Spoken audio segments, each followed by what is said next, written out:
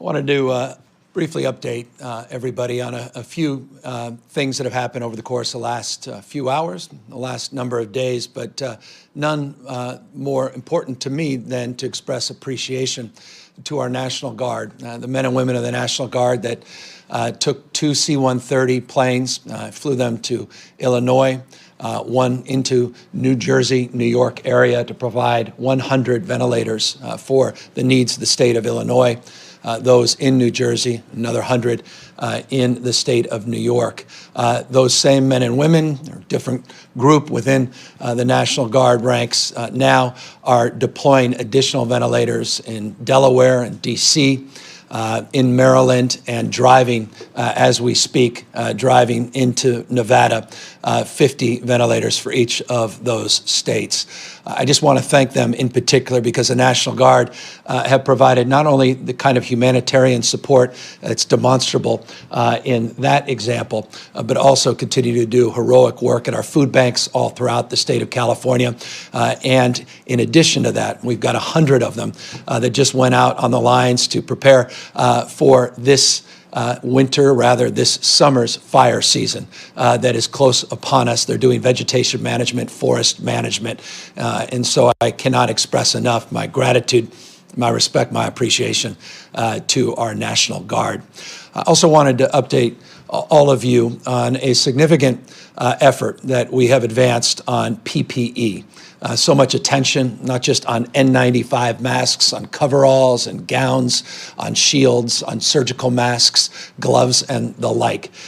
We have been doing our part over the course of the last number of weeks to punch above our weight. We've been able to secure over 41.5 million N95 masks and distribute them throughout the state of California. While we've had a little support from the national stockpile, we haven't relied on that. A little over 1 million N95 masks have come from the strategic national stockpile. 41.5 million have been distributed throughout the state. And it's a way of emphasizing that all of us are working, in some cases collaboratively, in other cases across our respective jurisdictions and sometimes against each other in the open market to compete, to procure through a supply chain that is global, more PPE. In some cases, we've been actually competing against the federal government. You've seen price gouging. You've seen a lot of mishegas. I made this point the other day about one of our deliveries on the border into Texas, and a lot of the masks were moldy and had to be shipped back. And so in an effort not to play small ball, in an effort to really organize to meet the audacious goal that we had of over 500 million PPE that we announced a few weeks back based upon our modeling, we decided to retool our efforts, refocus on our vendors, refocus on our supply chains. And we're very pleased that we're able to formally submit to the legislature yesterday a request to utilize money from our disaster response emergency operations account that would allow us to invest over $1.4 billion into PPE of all stripes and do so in a way that secure the anxiety that many of us have, not just the healthcare workers in the state of California within the hospital systems, in our community clinics, in our skilled nursing facilities, adult daycare centers, but also our grocery workers, our DMV workers, the frontline employees walking the streets, doing outreach to the homeless, people knocking on your doors to do wellness checks, to basically provide for the amount of personal protective gear that is needed in totality. And so as a consequence, we made a big, bold bet on a new strategy, and it is bearing fruit. I'm going to ask the director of the Office of Mercy Service to walk through a little bit more of the details and how we're going about this, what our supply chains look like, the consortia of nonprofits that are part of this, a private company here in the state of California that really stepped up with strong relationships in China to help us with those direct supply chains. It's a logistics operation that is quite extraordinary in its magnitude in terms of the number of flights that have to come into the United States, the partnerships that have been formed, not just with nonprofits, but organizations like the Asia Society that have been helpful, other private sector partners, both here in the United States, but substantively overseas, and of course FEMA and their incredible work that they've done in collaboration with the state of California to get these contracts procured and to get the commitments of roughly 200 million masks alone. And I specifically point to the masks, the PPE. It's broader than that, but the masks, of course, being so topical, roughly 150 million N95s on a monthly basis and 50 million surgical masks on a monthly basis that we believe with these contracts, multiple contracts and multiple sources, we'll be able to bring into the state of California and procure and begin to distribute at a scale that we haven't been able to date. So with that, I want to ask the Director of the Office of Emergency Service to come up. He'll fill in the blanks on some of the details of that strategy. I just want to note I have deep respect and gratitude to our partners as well in the legislature. We submitted a $495 million formal request for the first tranche of payments on the over $1.4 billion of procurement for these efforts. That is not an insignificant amount of money, but we're dealing at a time where we need to go boldly and we need to meet this moment without playing small ball any longer. And we need to coordinate and organize our nation-state status as we can only in California with our procurement capacity that quite literally is second only to the United States itself. California is in a position not only to leverage those supply chains, leverage our investment, but do so in a way that protects the taxpayers as well. And so with that, let me ask the Director to come up, fill in the blanks, and of course we'll have ample opportunity to answer specific questions. But after he speaks, I'll go into a series of other issues that I know are topical and important to everybody that may be watching. Thank you. Great. Thanks, Governor. Good morning, Mark Ghilarducci, the Director of the Governor's Office of Emergency Services. Let me provide some contextualness to this effort. The Governor's mentioned the challenges that we've faced with getting the PPE and the competition that had existed. What we try to do is really step back and look at this in a much more strategic way. And we really leaned on the way we actually manage major events that happen in California, like when we have wildfires or earthquakes, when we've got limited kinds of resources. We lean back on those procedures and those protocols to be able to build a more sustainable pipeline of resources coming into the state. And so really this has been an effort of building a multi-pronged approach to achieving the objective of getting to the multi-million number of masks that the Governor has mentioned. Let me kind of break that down for you a little bit. The different prongs and different approaches. The first is engagement with a number of very, very powerful and very, very helpful non-governmental and community-based organizations. We've really engaged with organizations like Direct Relief, AmeriCares, the Philanthropy California, and the California Endowment, and Frontline. These are NGOs that have reached back. They have relationships in Asia. They've been doing work in different spaces, may not necessarily be exclusively PPE, but for example, in the climate adaptation and resiliency space, or in the public health and space. We've leveraged all of those partnerships and relationships to build into using their pipelines to leverage those to help us. So that has been a source of ongoing PPE, particularly masks, but it's also shields and gowns and other kinds of commodities, both in real time and in our effort to build in the out weeks and the out months additional PPE. The second prong has been through working with direct contracts.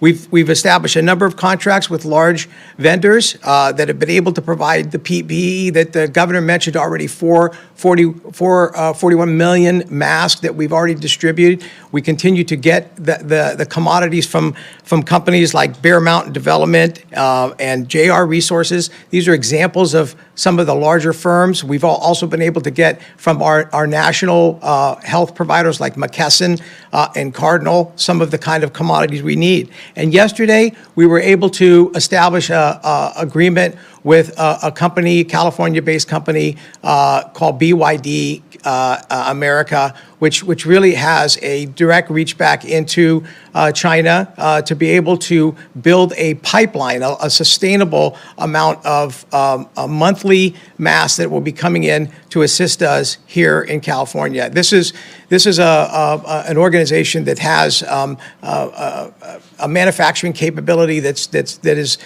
specifically designed to meet this need. And this is a great partnership because it is a California-based company, and it's also one that we have been working with, again, in the area, in the climate space. The third prong that we're approaching and have been working with is closely with our partners at FEMA. And this has been in kind of three different areas. The first is that FEMA has worked hard to establish partnerships with the 6 of the nation's largest medical distributors, including McKesson and Cardinal and United Health and Owens, to be able to go to Asia and procure huge quantities of PPE. And these flights are coming into the United States now regularly. Some of them are coming into California.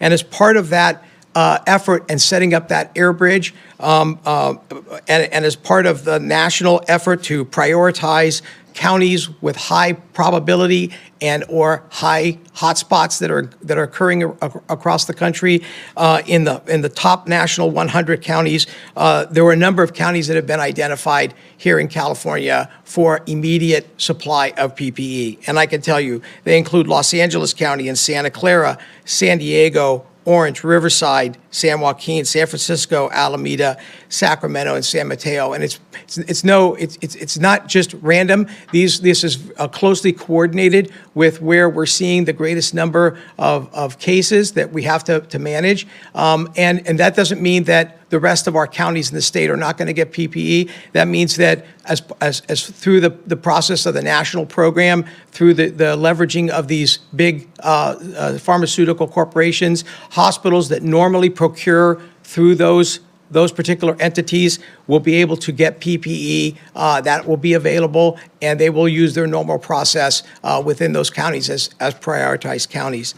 The last piece that we've been working with FEMA on is leveraging a new piece of technology. This is a technology that was manufactured by Patel, a defense contracting company in the United States. It's a technology that is designed to get on the ground and actually bring in used N95 masks and do a sterilization and cleaning process that makes them basically new again. And this is new technology that has been certified by the FDA and CDC, and it will be here in California here within the next week.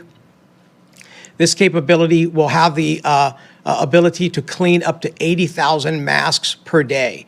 So what this does is that we will work a coordinated effort with our hospitals and first responders and being able to utilize the PPE that has been used that meets the criteria. We'll bring it to this center. The center will then sterilize these masks, and we'll be able to repurpose them again back in the field again. So to sort of close out, there are a number of different efforts that are happening simultaneously. These are all sustainable. They will meet our needs in the short, medium, and long term. And it is, as the governor said, it's leveraging the power of California's buying capability. It's leveraging the great relationships we have with many organizations and agencies to build the capacity that we need. And as the weeks go on, we'll provide additional updates on how all of this continues to progress. This is not a silver bullet. There are always challenges in anything that we are attempting of this scale.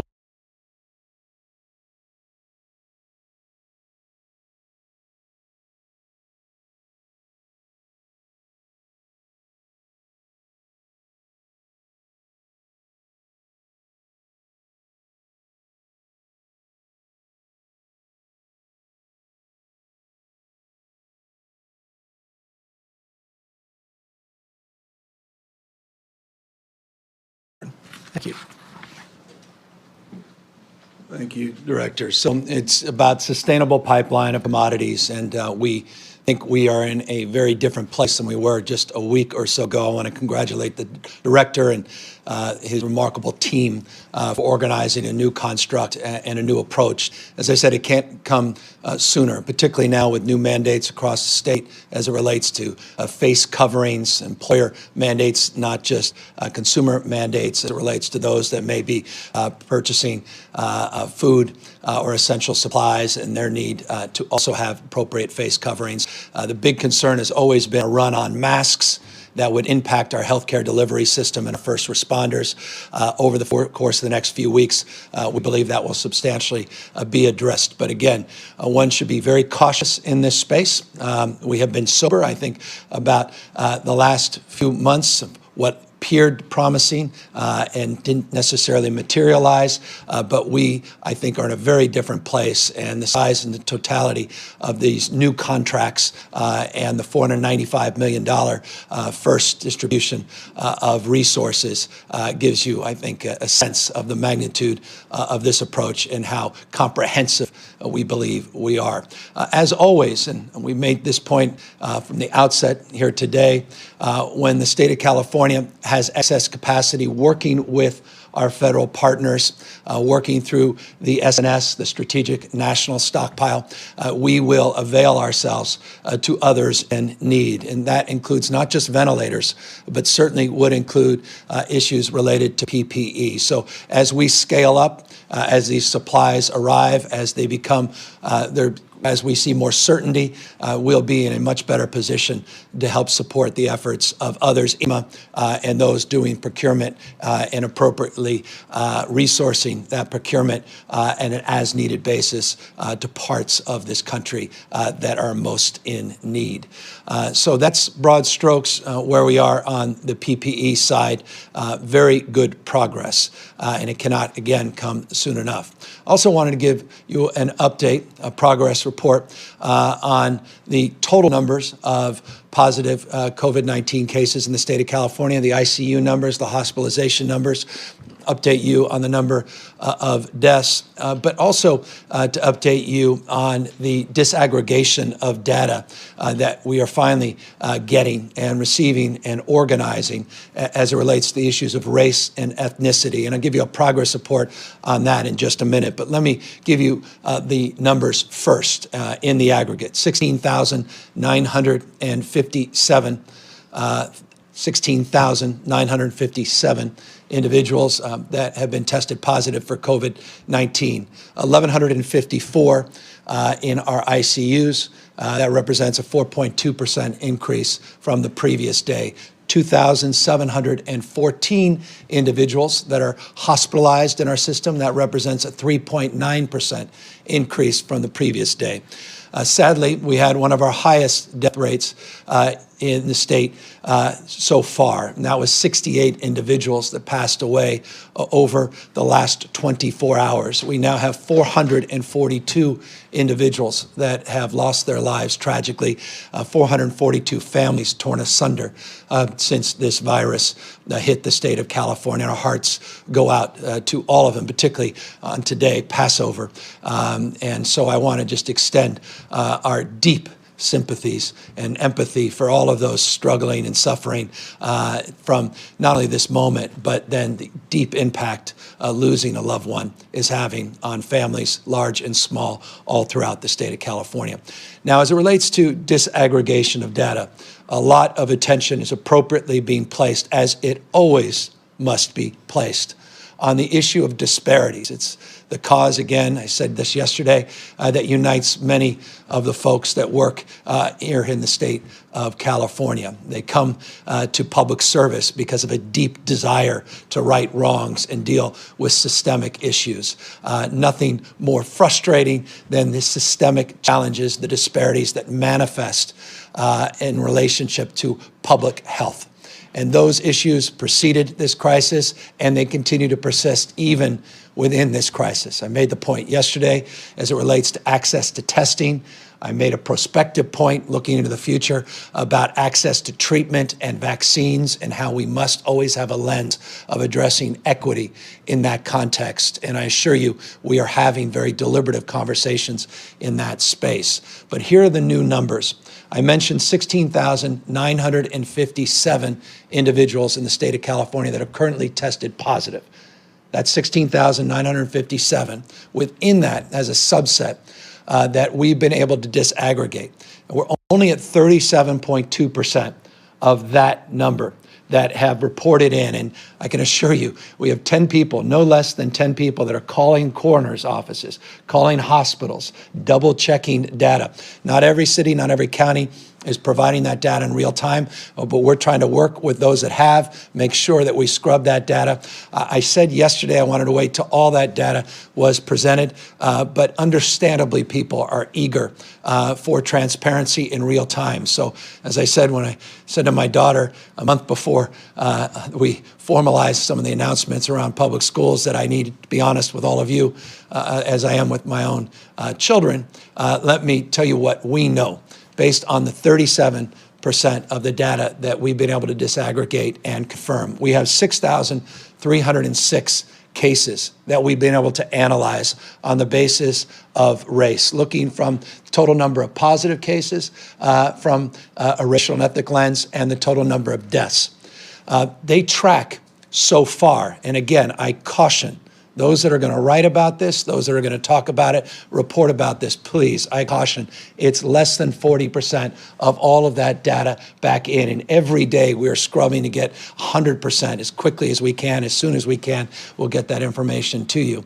But the current data bears the following statistics out. Currently, 30% of those within that data set of 6,306, 30% are identified as Hispanic, Latino, Latina, 30%.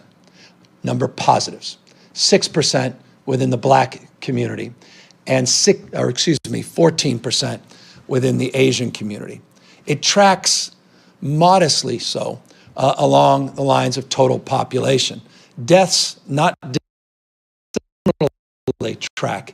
So 30% positives in the Latino community, 29% of the deaths so far within the Latino community based upon that sample size. 6% Blacks positive, 3% of the deaths currently based on that data set. And as I said, 14% Asians tested positive, 16% of the deaths within the Asian community. So those are the big broad strokes. I've seen headlines, you've all seen headlines, well, many of you have written those same headlines about those disparities being magnified in terms of deaths and total number of positives in other states. Based upon the 37% of our data that's in, we are not seeing that, but I caution you, the data is limited to that current sample size. We will get more of that information in. It's one thing to have that data, it's another to do something with it, to make the data actionable. And that is absolutely essential. And in every category, we are doing more to be culturally competent in terms of our testing, our outreach, our communication, and our capacity to deliver care to individuals that do get tested to make sure that that care is compensated so that they don't have to come out of pocket. And on that front, let me give you a specific, what we just did. We have a presumption of eligibility, regardless of your immigration status across this country, substantively in the state of California, if you end up in the emergency room. If you go to a hospital, you could be tested for the novel coronavirus, and treatment is compensated in those hospital acute care emergency department settings. That's not the case if you go to a community clinic. Our community clinics do extraordinary work. And many of them are doing this work without the compensation of the federal government or the state government. That's now just changed. We are providing presumptive eligibility, regardless of your immigration status, at our community clinics. And we're not waiting for a waiver that we have already requested of the federal government. We did request that waiver, what we refer to as, I think, 1135 waiver.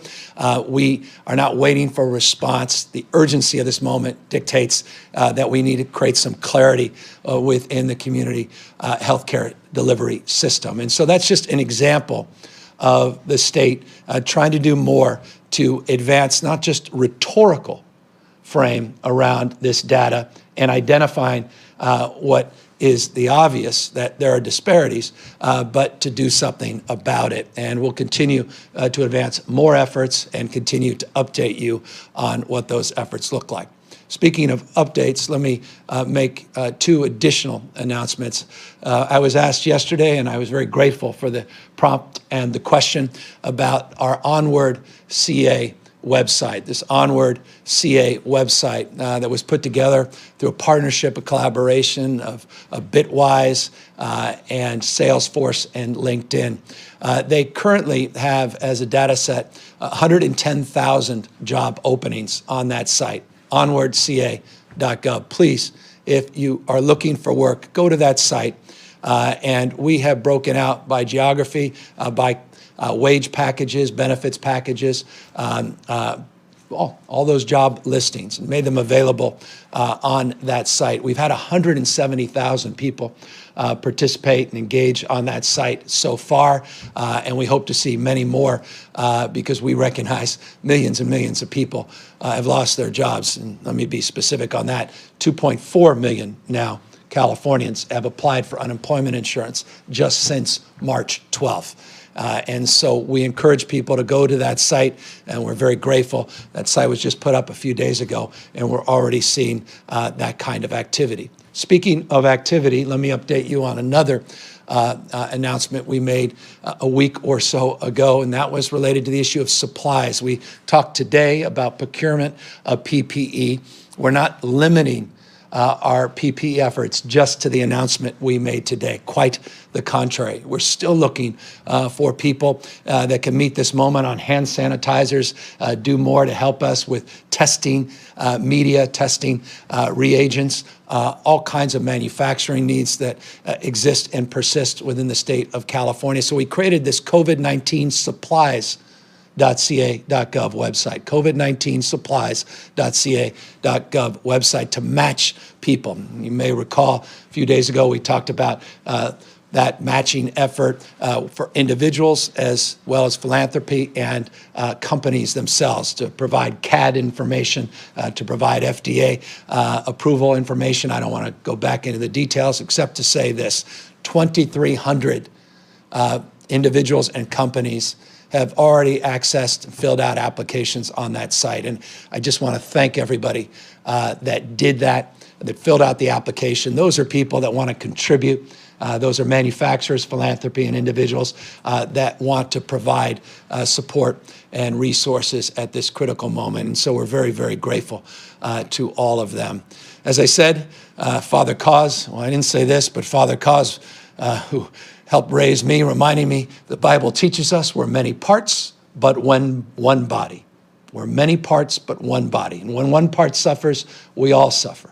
I'm not exaggerating. Father Cause was my econ teacher at Santa Clara University, and he began every single lecture by reminding us of our web of mutuality. I think that was more Dr. King phrase, but certainly it's a time for many to celebrate and reflect on a day like this, Passover. And so I just want to extend that appreciation to those of faith that are also struggling because it is not a time to congregate. It is a time to pray. It's a time to reflect. It's time to practice our faith, but not in these congregate settings where we, at this moment in time, need to continue to practice physical distancing. And I will end, as I always end, by reminding everybody, while the curve is been bending in the state of California, it's also stretching. And at any moment, if we pull back, you can see that curve go back up, that slope go back up. And I know everybody's tempted with Easter Sunday. The weather's starting to improve. We're already trying to get more messages out there to everybody that's likely to say, well, maybe, honey, this is the weekend we can take a nice stroll and walk in a park or go up on a trailhead. I just want to remind folks, if you do that, you must practice safe physical distancing. And if you're on a single trailhead going up and folks are coming down, you can't do that. So please go check out our parks website, see which parks and beaches are open, not just the county level, the city level, but also at the state level. And know that we shut down the parking lots for a reason.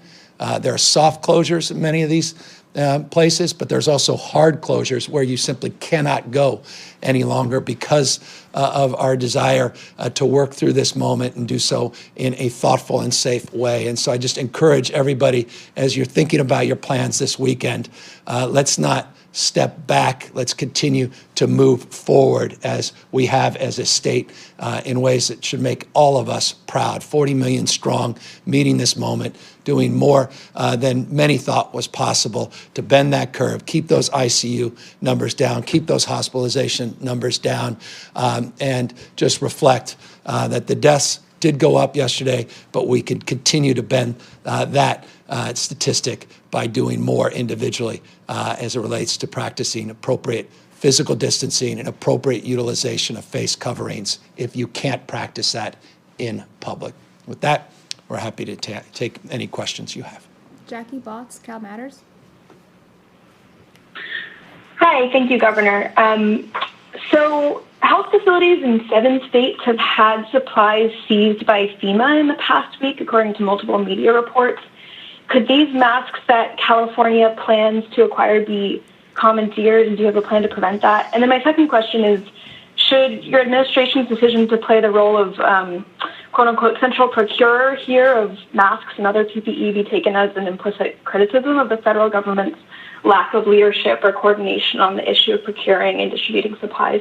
On that point, quite the contrary. We've been working extraordinarily well and collaboratively with our federal partners. And this is an opportunity for me to thank our federal partners, thank the administration, the task force, FEMA, incredible work of Bob Fenton and entire FEMA team up the chain of command, the President of the United States himself. We thank them for their collaborative spirit, and we continue to work hand in glove with the administration. So the answer to that question is no, it should not. This is not political. This is not any way, shape, or form usurping or undermining. This is all in the spirit of all of us stepping into this moment and doing what we can. And again, California is just uniquely resourced where we're able to utilize the account at the kind of scale that few other states, few other countries can even resource. And so we're pleased to do that. And it's our responsibility to do more than we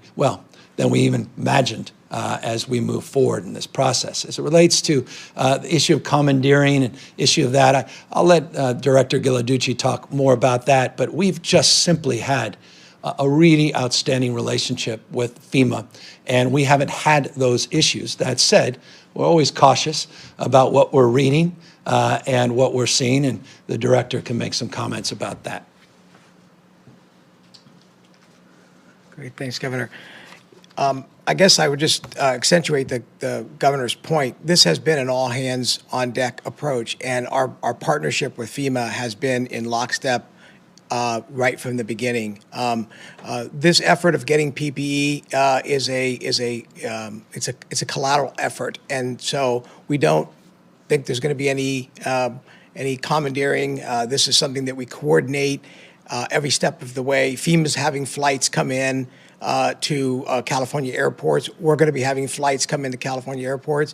The FEMA has been great with helping us to negotiate through customs and other kinds of regulatory issues. So the bottom line is it is a one team, one fight effort, and we all are on the same page as we continue to move forward. And forgive me for reminding yet again, one team, one fight that goes back to January when we engaged the federal government, CDC, ASPR, through HSS. And we began a partnership of sorts, building trust with the federal government on those repatriation flights, 6 of them that came into the state of California. We furthered those relationships of trust through the repatriation of that Grand Princess cruise line into Northern California, into the Bay Area. And so we have been working in that spirit, and we're going to stay in that space as long as we can. Next question. Jeremy White, Politico. Hey, Governor. Thanks as always. I have a similar question to the prior one. You've spoken a few times, including today, about sort of competition between states. How does a purchase of this size and scale not force other states to compete with California? And do you see a role for California in sort of taking a role as a central procurer or clearinghouse for other states as well? Well, we continue. Look, the ventilators is a proof point, isn't it, of the collaborative spirit that's alive across this country. I want to thank Washington State and Oregon for their generosity in that space as well. So we're all in this together. Again, if Father Cause was right, we're many parts in one body. That extends even beyond the state of California as it relates to the United States itself. And, you know, we want to be there for our fellow governors, and we want to collaborate. I've said this on a number of occasions. We reached out to a number of governors, and we're working. The Office of Emergency Service is working. Mark and his team with his counterparts in other states. We have procurement officers in other states working with our procurement teams in the state of California as efforts to start to row in the same direction. It's not perfect. I don't want to be Pollyannish about it and overstate that it's a well-oiled machine of collaboration.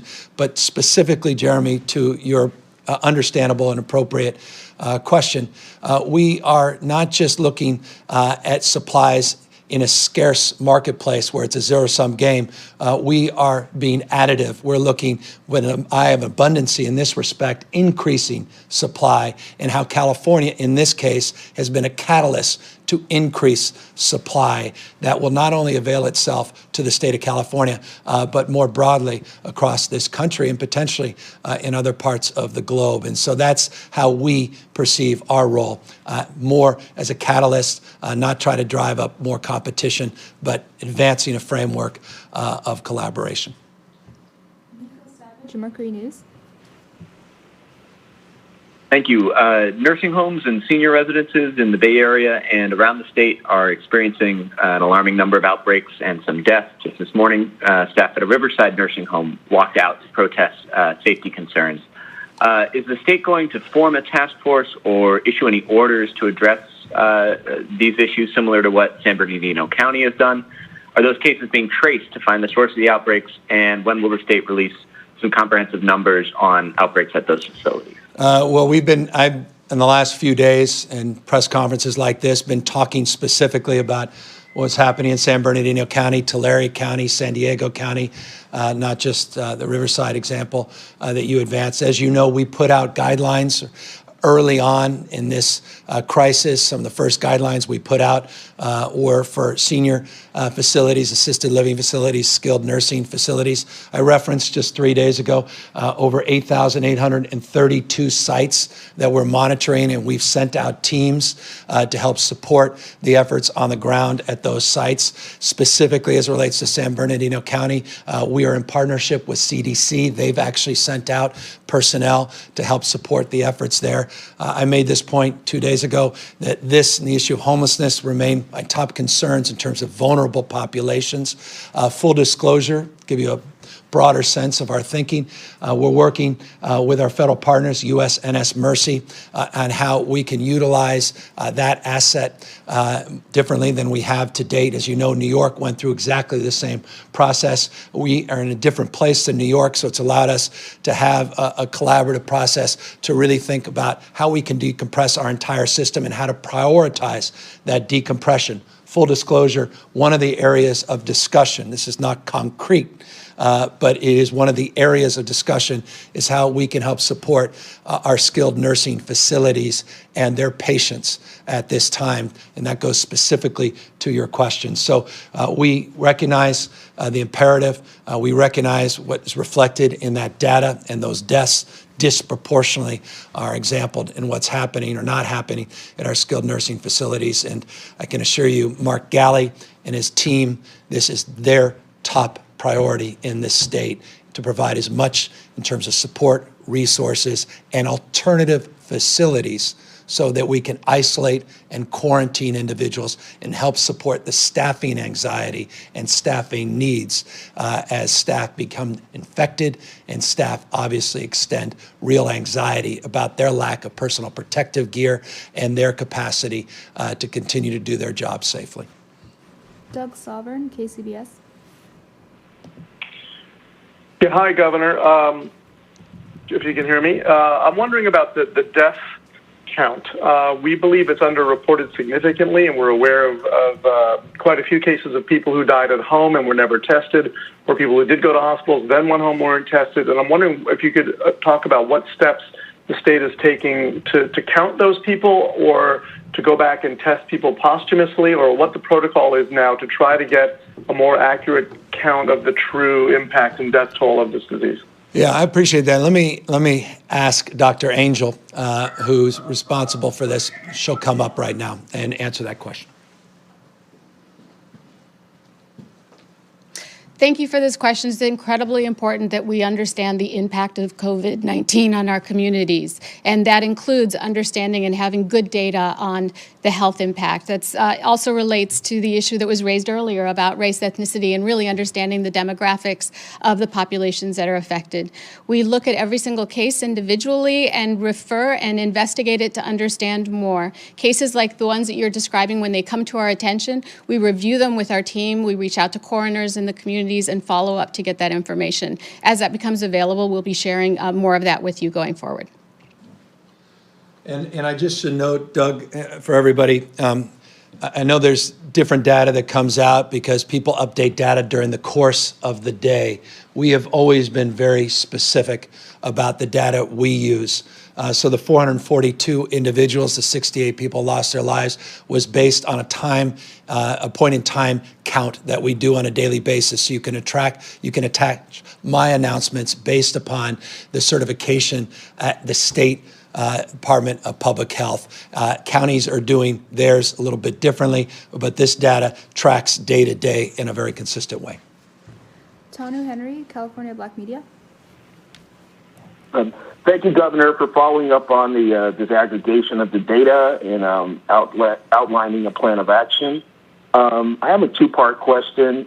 We've spoken to a lot of business owners, really small business owners, probably the smallest of the small businesses in California. That's under 50 employees, very little money in the bank, well under $25 million in revenue. And a lot of them are worried that they might not be eligible for the federal SBA loans, but they also are concerned that they may not qualify for the iBank loans. Are there any steps being taken to put some criteria around it, or just to make sure that process is inclusive and equitable for those small businesses? So let me answer you in two parts.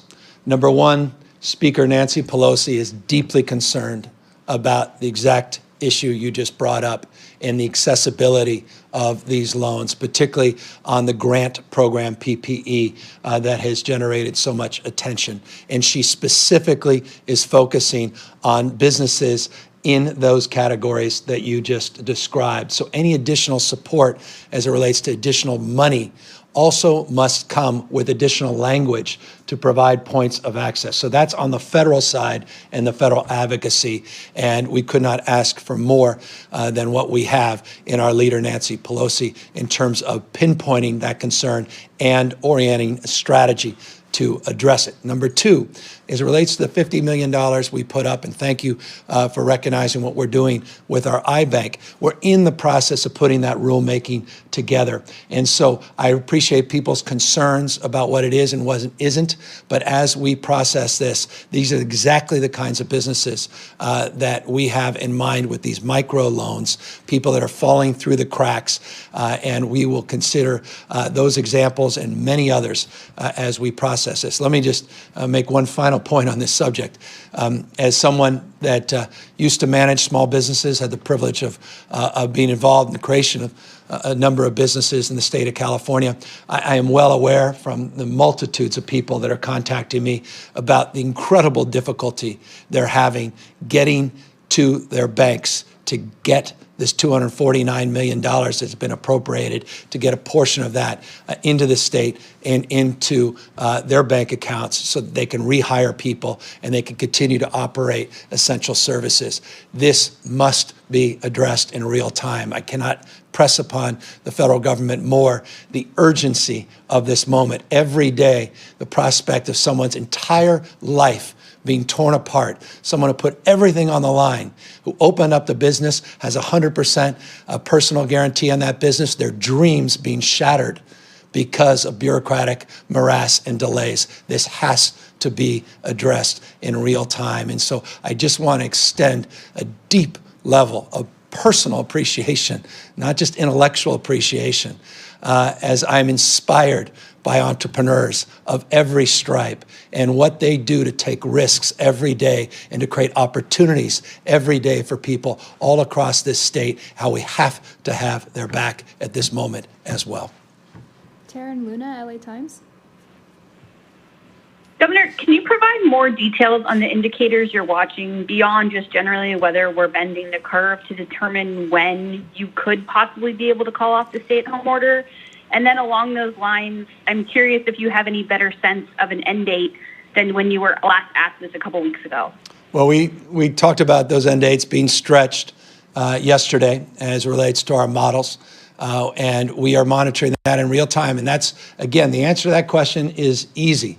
Depends on you. It depends on 40 million others in the state of California and their commitment to following through on the stay-at-home orders, their commitment to have appropriate face coverings if they cannot practice physical distancing, and their commitment to physical distancing over the course of the next number of weeks so that we can get through this very difficult time and continue to bend that curve, buy more time so we can prepare and then begin to answer that question on the basis of science, the second part of that question, and what is happening and what we know in terms of treatments and what we know in terms of spread. And that is ultimately advanced as well by our capacity to continue to expand our tests. And we are expanding our tests, getting serology done and the serum tests, continuing to do more in terms of capacity building, in terms of broader community surveillance to understand the spread, to be able to do the appropriate tracing, and then get into a detailed protocol in terms of how we get back to a new normalcy, but at the same time recognizing we have to be vigilant as we do that. And know this, just so I can be clear on this, we have a team of people working on this 24/7. There's no question on this that we haven't asked ourselves on dozens and dozens of occasions. Everybody, not least of which myself as governor of the state of California, wants to be able to affirmatively answer that question by giving you a specific date and time and in detail tell you how people are going to go back to work, back into their community. And when we are closer to that point in time, when we have clarity, I assure you, I look forward to making those announcements and doing so with kind of clarity that you deserve. Sophia Balog, SAC-B. Hi, Governor. I'm wondering if you can clarify what you meant earlier when you said that, California's recent purchases of millions of masks are additive. Do you mean that the factories that are producing these masks were previously not producing masks and that this is a new type of equipment for them to be making? Yeah, so let me break it down. The director talked about this nonprofit consortium. A lot of that is getting existing supply chains. Some of that is accessing new supplies that are being made available around the world. The director also specifically talked about Battelle, and that is a system, 6 units, that allows us to reuse N95 masks by basically creating a process where we sterilize these masks so we can utilize them upwards of 20 times. 80,000 masks a day. We already are working with the hospital system to create the protocols so they're not throwing all these masks out, so that we begin the process of reusing them. So that's certainly additive in terms of stretching existing resources. And in addition to that, these supply chains we're getting from other parts of the globe, those are supply chains that ultimately will increase the total supply, again, in a framework where we're not just looking at a static number, and then we're just buying more than anybody else, driving other people out or driving costs up. But we're creating the impetus where more supply is made available, not just to the state, but for everybody. Carla Marinucci, Politico. Yeah, hi, Governor. I know you had some words earlier about the cooperation with FEMA and the federal government, but you did have some tough words last night on Maddow. You're talking about competing with other states and enough is enough. We're not waiting around any longer. I just wanted to ask, have you heard from President Trump or the White House with regard to this proposal? And have you heard from other governors? Are they worried that maybe their purchasing power could be decreased, that California could maybe disrupt the market for other states and decrease supplies for everyone else? So those are the two questions. Yeah, we have heard from other governors, and it's been quite favorable because they understand we are helping increase supply. We are not taking away a limited number of supplies. So that's number one. Number two, we have been working very collaboratively with the federal government in terms of these efforts. And so those continue, and that has been the frame of our engagement again since the beginning of this crisis. Enough's enough. It was referenced to just going in the direction we were going in, and that was one-offs.